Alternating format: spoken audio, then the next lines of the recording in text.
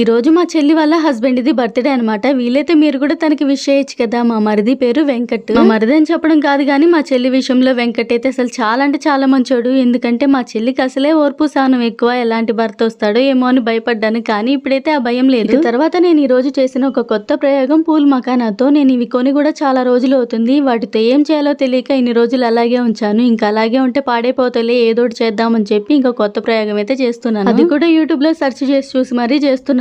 ఇది ఫ్లాపా హిట్టా అన్నది నాకైతే తెలియలేదు. ఎందుకన్నది వీడియో లాస్ట్ వరకు చూడండి, మీకు తెలుస్తుంది. ఫస్ట్ ఒక కళాయిలో కొంచెం గీ వేసి అందులో మకానా వేసి అవి కొంచెం దోరగా వేయించి ఇంకా అవన్నీ ఒక ప్లేట్ లో వేసాను. ఇది తర్వాత అదే కళాయిలో ఒక కప్పు బెల్లం వేసి లైట్ గా వేసి వేయనట్టుగా కొంచెమే వాటర్ వేసి ఇంకా చిటికిడి కన్నా కూడా తక్కువ సాల్ట్ వేసి పాకం వచ్చిందా కొంచెం ఇంకా పాకంలో మకానా వేసి గంటితోటి అటు ఇటు కొంచెంసేపు తిప్పి తర్వాత గీ రాసిన ప్లేట్ లో ఆ మకానా వేసి మొత్తం స్ప్రెడ్ చేసి ఒక 2-3 మినిట్స్ అలాగే ఉంచాను. ఇక దీని టేస్ట్ ఎలా ఉంటుందో ఏమో తిందామని చెప్పి తీస్తుంటే అసలు తినటానికన్నా కూడా తీయటానికే చాలా కష్టపడాల్సి వచ్చింది. ఈ రెసిపీ ఫస్ట్ టైం ట్రై చేశాను, అయితే టేస్ట్ మాత్రం చాలా బాగుంది. కాకపోతే చెప్పాను కదా అవి ప్లేట్ లోంచి తీయటానికే కష్టపడాల్సి వచ్చిందని చెప్పి. సర్లే కానీ వీడియో నచ్చితే ఒక లైక్ చేయండి, మర్చిపోవద్దు.